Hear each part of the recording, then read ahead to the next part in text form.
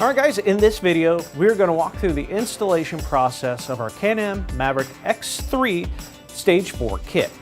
Now, in this kit, we include our PMX dash kit, along with all the mounting hardware and wiring harnesses needed, our PMX2 digital marine receiver, our upper speaker panels, which accept our prime 6.5-inch marine audio speakers, our 8-gauge complete wiring kit, as well as the mounting plate for our TM400X4AD marine amplifier.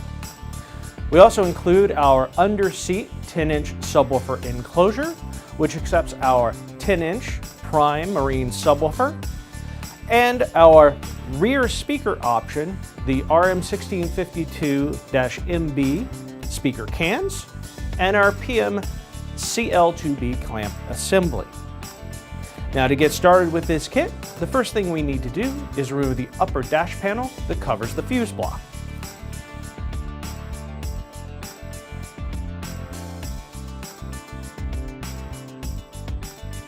Alright, so now that we have the panel removed, we're ready to go ahead and locate the two holes that we need to drill to secure the dash assembly at the front of the dash itself.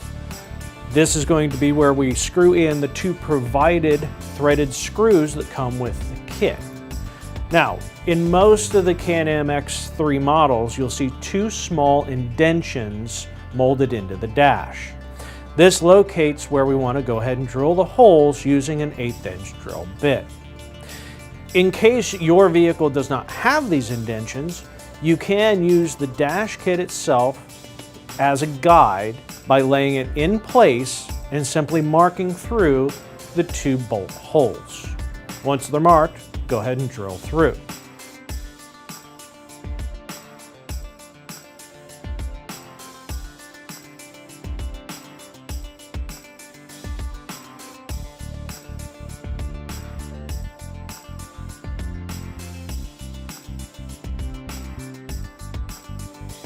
Now that we have the holes drilled, we're ready to go ahead and start the assembly of the dash kit itself. To do this, we'll need to locate the dash kit, our PMX2 carrier tray, and of course our PMX2 radio. To start the assembly process, you're going to take the carrier tray provided in the kit, and you're going to mount this into the dash kit assembly itself.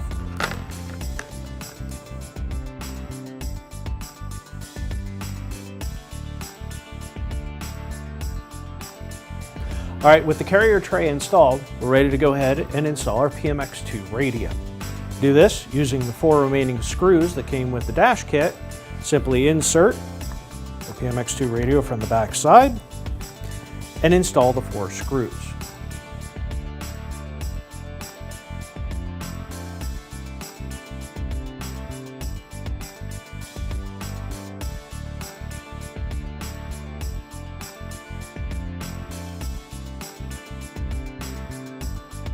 Alright, so now that we have the PMX2 installed in the dash kit, we're ready to move back over to the vehicle to install the main power harness.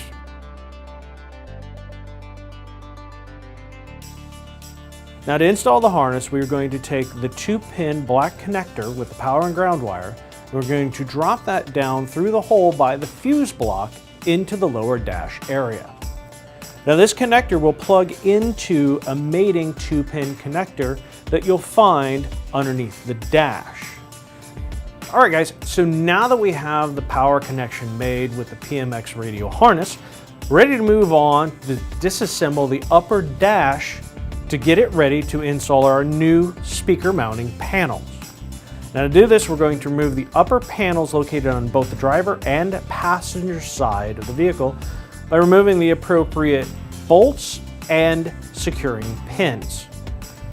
Now, we want to make sure we also disconnect any switches located on the driver's side panel, and then we're going to relocate those to the new panel when we're ready to install it.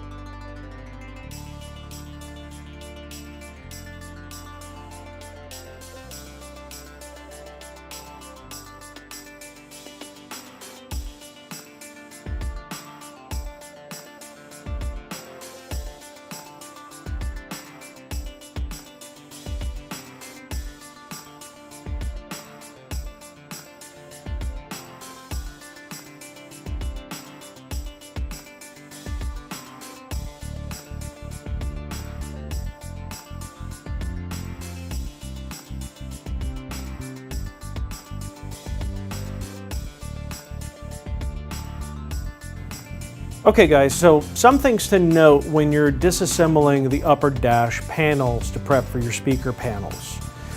What you'll find is behind the gas cap cover, there will be a 10mm nut that attaches one of the primary bolts. You'll need to remove the bolt and nut assembly to be able to get the passenger side dash panel out. Additionally, on the driver's side, you may want to remove the two T27 bolts that hold the center upper dash assembly in place.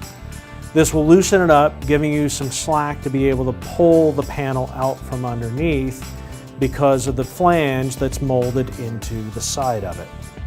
Additionally, be aware that there is also a panel pin mounted underneath the dash that's not easily visible from above.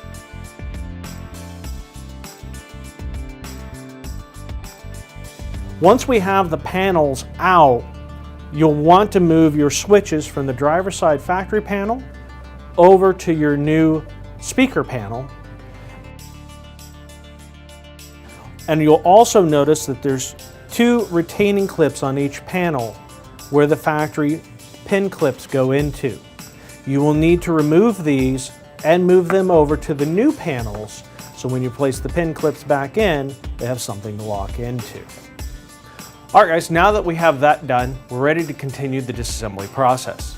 Next thing we're going to do is we're going to take the passenger front and rear seat out of the vehicle. This will give us access to the transmission tunnel where we're going to run our wiring. Now, one thing to note, the nuts that hold the seats in place as well as the seat belt receivers are torqued on. So you will most likely need a strong breaker bar or even an impact gun to get these off your vehicle. Just be ready.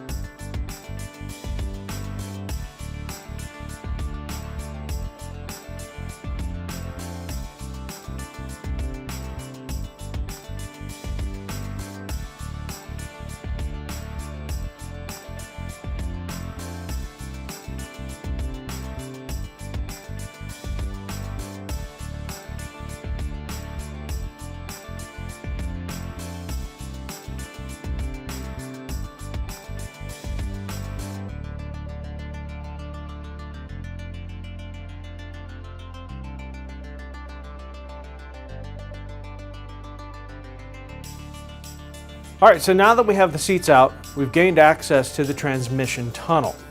Next thing we need to do is remove the cover panels along the side of the tunnel. This is going to allow us a space to be able to run our wiring through.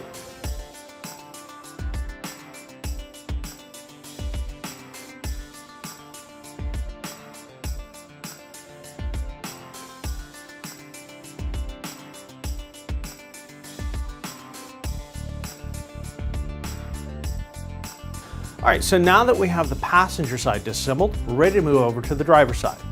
Next thing is to remove the driver's seat out of the vehicle, and this is going to give us room to mount our subwoofer enclosure. Now the driver's seat does also have a seat belt sensor plugged into it, so you'll need to make sure that before you just pull it out of the vehicle that you unplug the sensor cable.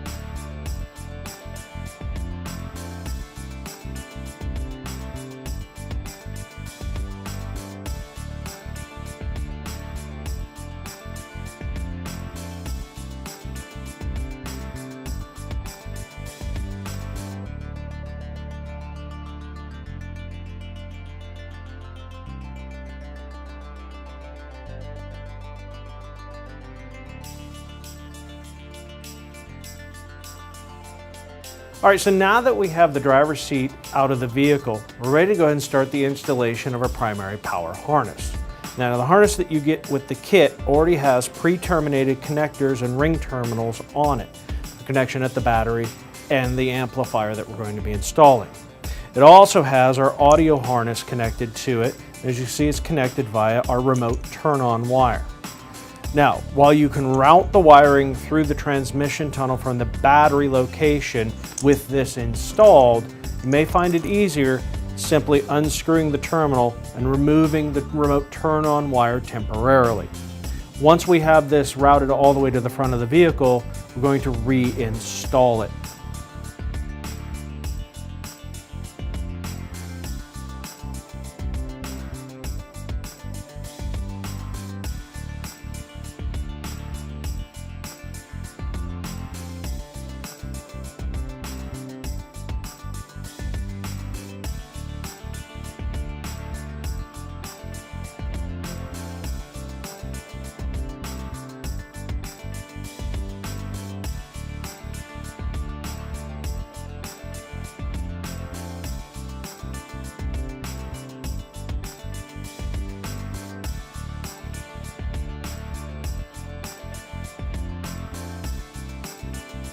All right guys, at this point we're ready to go ahead and start some of the pre-assembly process on our rear speaker cans.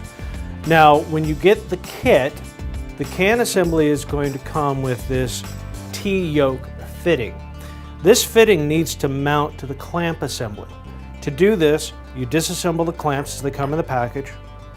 You remove the insert. The fittings are going to go together like so. Now, before we can just bolt them together though, we also have to take our speaker wire cable and insert that between the two. So we feed the 2-pin Molex connector down the opening. This is what's going to plug into our can assembly.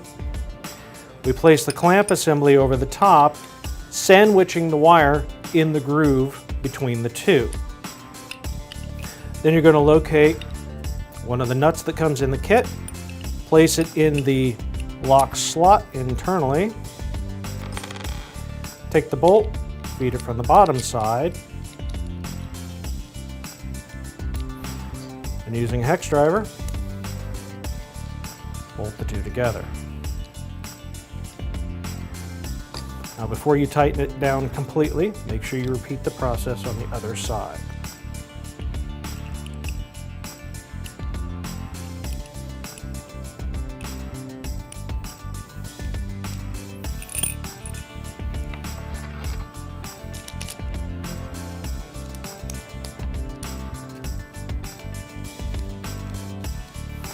Now you want to make sure that enough of this plug is sticking out that it's easy for you to plug it into the can assembly, but you don't want too much wire sticking out because this is going to have to push back up inside this opening once you've attached the can to it.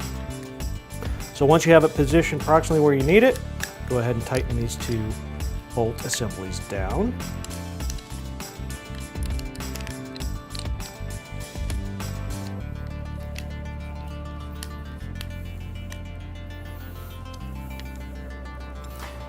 Once that assembly is together, reinstall the insert that you removed earlier, and you're ready to repeat the process with the other clamp assembly.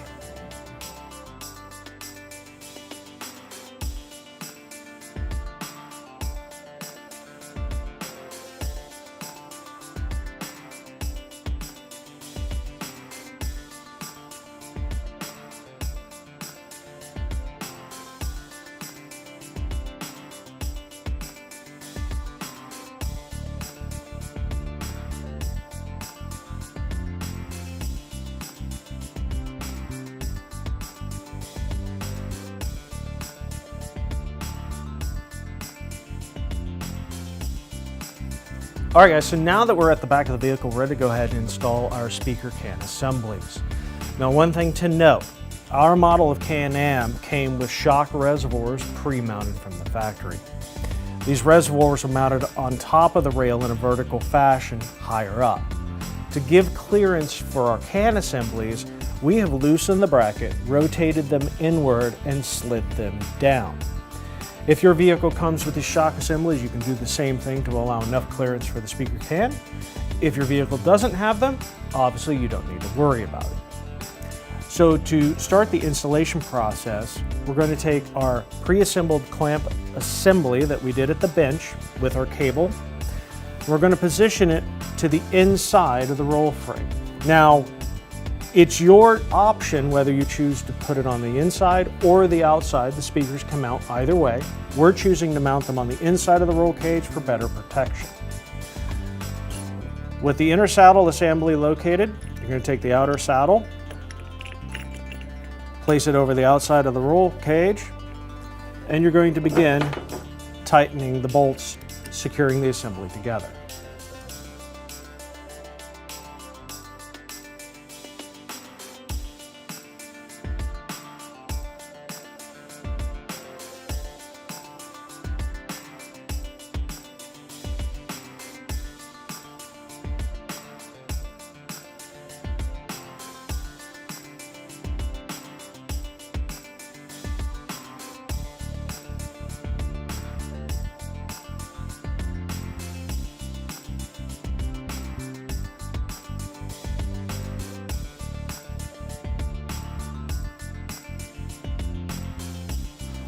All right, with the clamp assembly installed on the roll cage, you want to make sure one thing when tightening these bolts down. You want to make sure that you tighten them evenly between the two bolts. Don't tighten one and then proceed to tighten the other, simply because this will create uneven pressure on this saddle clamp assembly and could potentially crack it because of the undue pressure on one side. So tighten them evenly. And at this point, we're going to leave them snug, but not completely tight in case we need to make adjustments to the position. Now we're ready to go ahead and attach our speaker. Now the speaker assembly has a 2-pin Molex connector at top that will plug into the cable that we installed earlier. To do this, we're going to plug the plug into the speaker, slide the speaker onto the post, and using the security Torx wrench that comes with it, tighten down the bolt. Now, one side note, in the kit, it does come with a safety lanyard that mounts not only to the clamp assembly, but to the bolt. This can be used to prevent the speaker from completely falling off in the event that this bolt loosens up.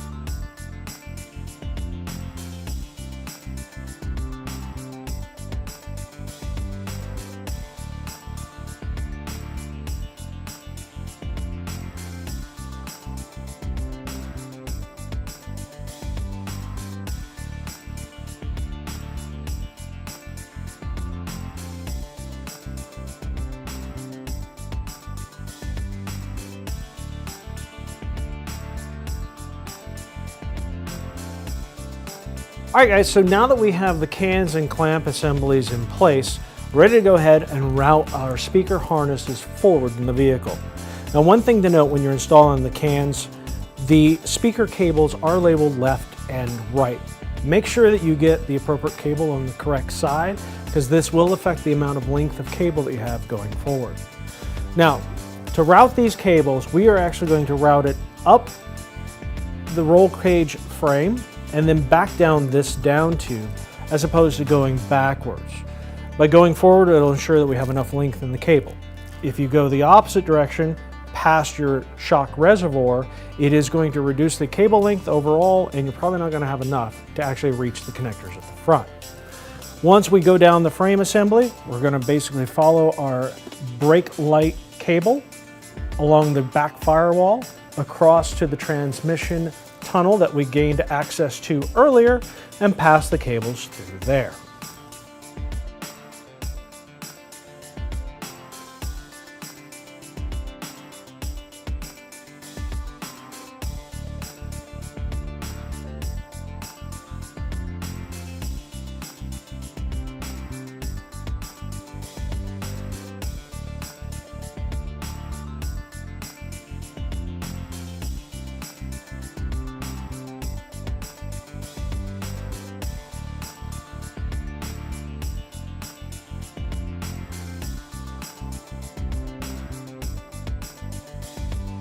All right guys, so now that we have the speaker cables pulled into the interior of the vehicle, we can go ahead and route them forward following the main wiring harness to the front dash area.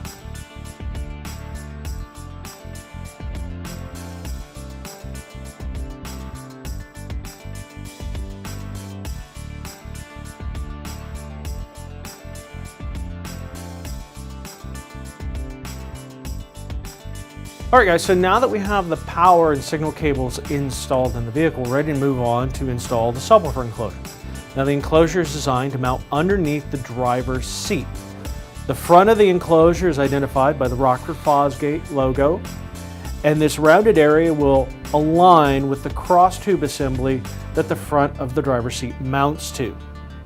It is designed to slide underneath the mounting brackets, and understand that because of different manufacturing tolerances, this fit may be somewhat tight. So you may need a little extra pressure, if you will, to slide this underneath, but it will fit. Once it's in place, you're ready to start the mounting process.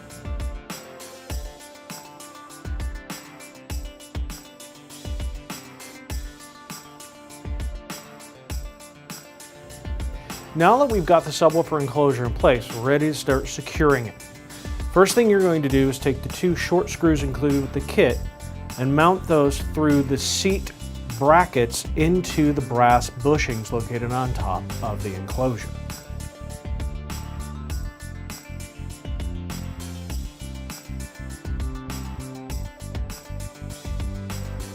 With those 2 screws in place, we're ready to install our self-tapping screws on the left side bracket.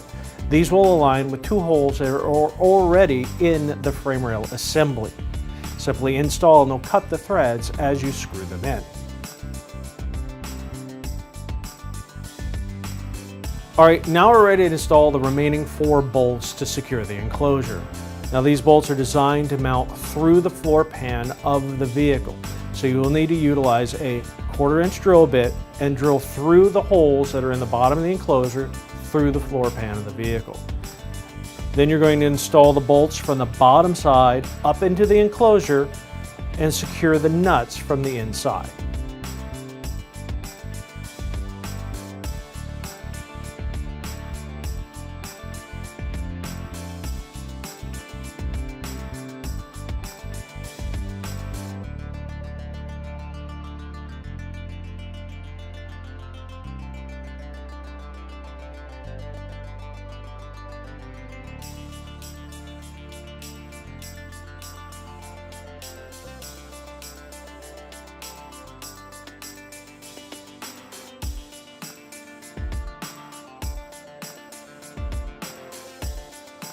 All right, so now that we have the sub enclosure secure in the vehicle, we're ready to prep the subwoofer to go in the enclosure itself.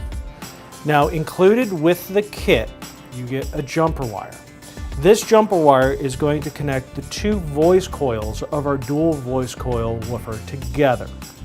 We're wiring these together to create a 4 ohm load at the amplifier. To do this, you're going to locate your jumper wire, and you're going to connect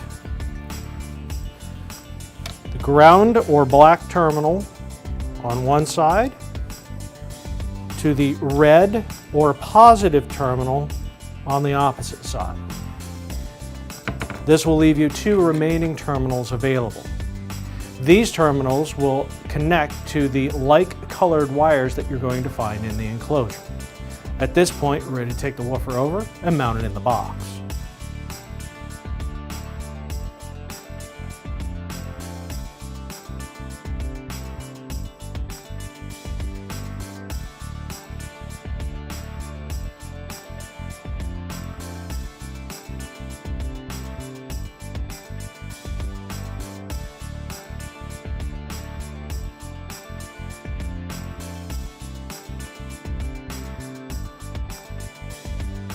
With the sub installed, the last thing we need to do is connect our subwoofer enclosure cable. Now the 2-pin waterproof connector plugs into the side of the enclosure. Then we're going to route the cable underneath the transmission tunnel trim panel to the passenger side and route it up into the driver's side dash area just like we did the power cable.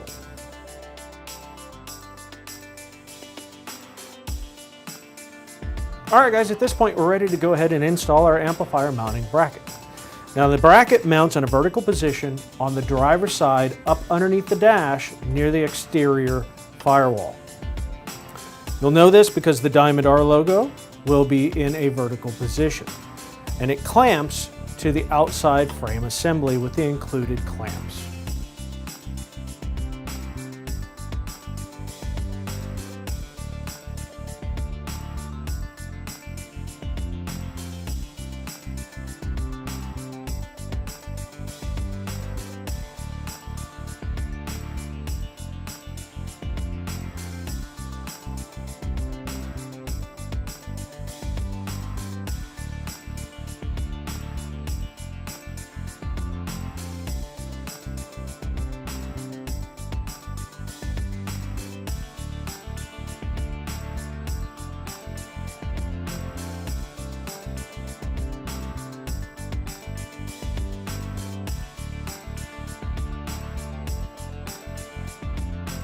All right, with the bracket in place, we're ready to go ahead and pre-set up our amplifier controls before we mount it onto the bracket. Now to do this, we're going to set the 2-channel, 4-channel switch to the 4-channel position. We'll set the front crossover switch to the HP or high pass position. The rear crossover switch will be set to LP or low pass. And both crossover frequency controls were set at approximately 80 Hertz.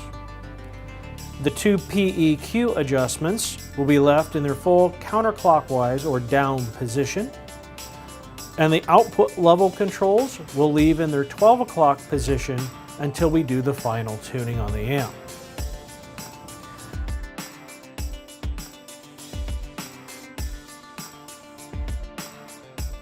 To mount the amplifier to the bracket, we're going to position it so the controls are toward the driver's seat in an upward position, using the 2 holes at the farthest back point, aligning the front of the amplifier with the mating 2 holes.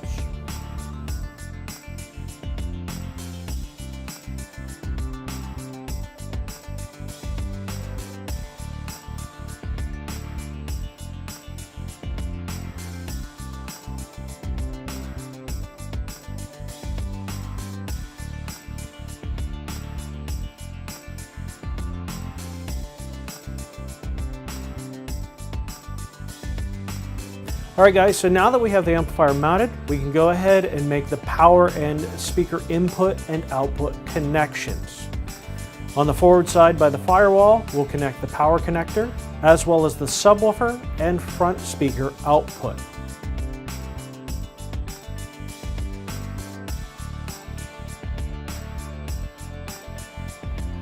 On the driver's side on the amplifier, we'll connect our front and rear inputs that will be fed from our PMX radio.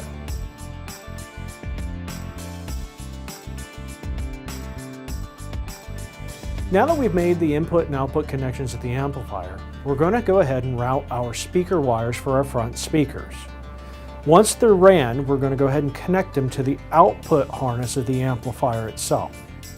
At the same time, we're going to go ahead and connect our rear speaker wires to the same harness.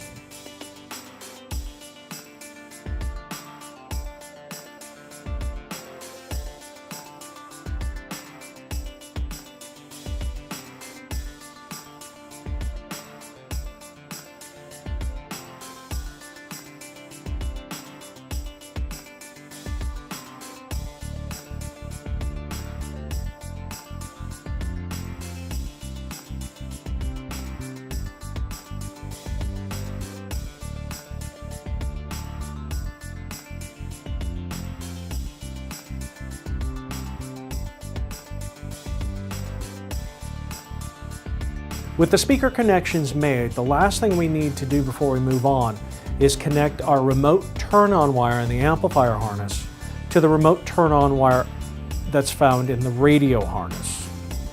Lastly, we need to route the RCA cables in the amplifier harness up into the mounting area where our PMX radio is going to be.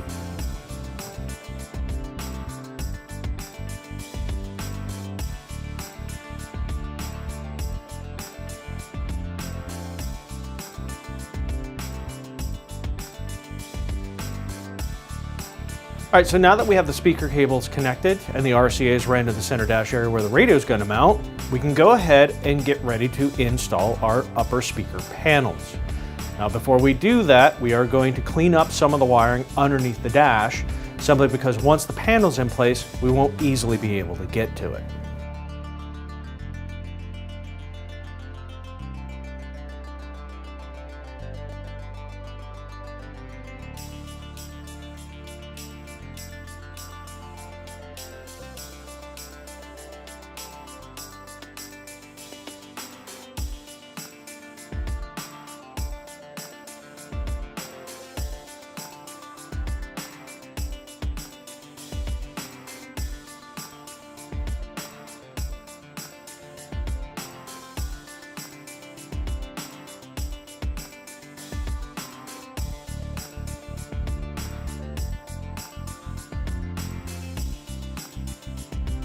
All right, so next we're ready to go ahead and install our speakers into the speaker panels. Now you'll notice we didn't secure the panels down just in case we need to get underneath them during our testing cycle. Once we've tested the system, made sure everything's working properly, we'll go ahead and reinstall all the hardware, securing them in place.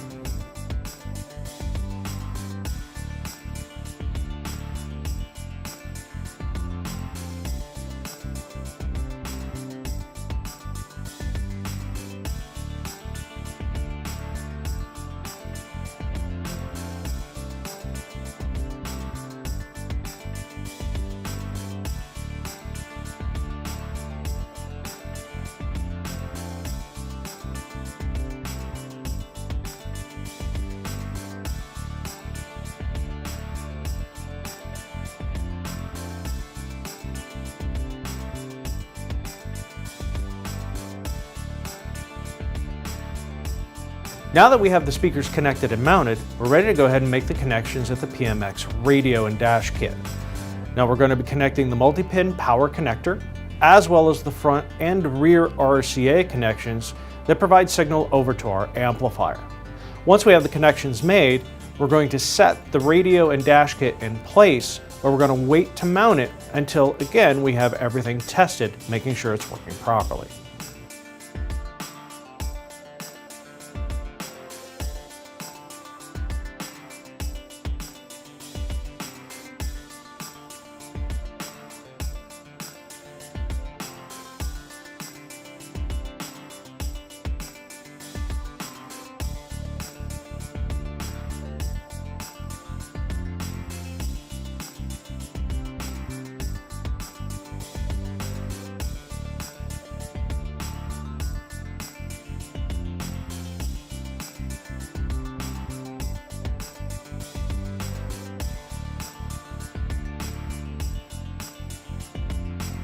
All right, so now that we have the radio connected, we're ready to go ahead and make the power and ground connection at the battery. Once we have that done, we can turn the system on, adjust the amplifier, and make sure everything is working properly.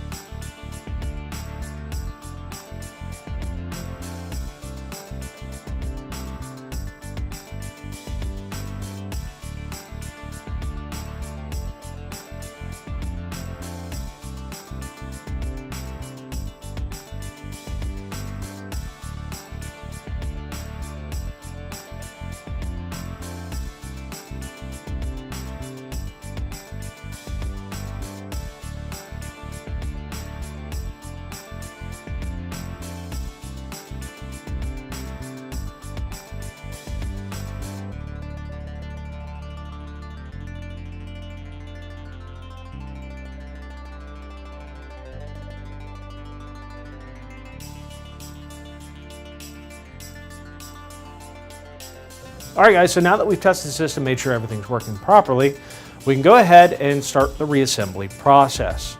We'll zip tie all our wires, securing it in place, go ahead and get the panels secure and the seats back in.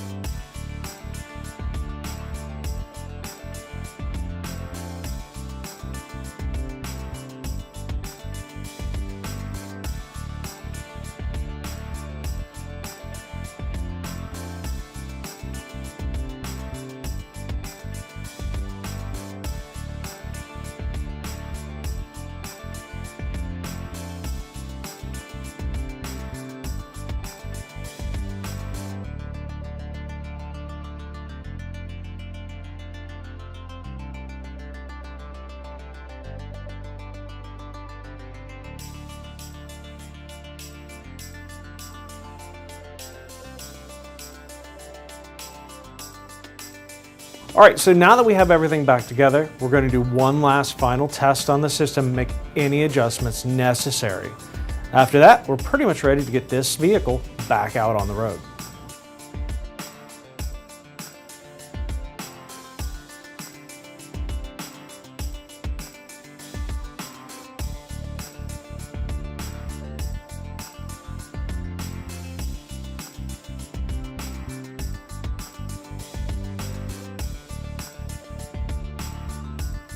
Alright guys, that pretty much wraps it up. As you can see, the install was pretty straightforward to do with a little bit of work.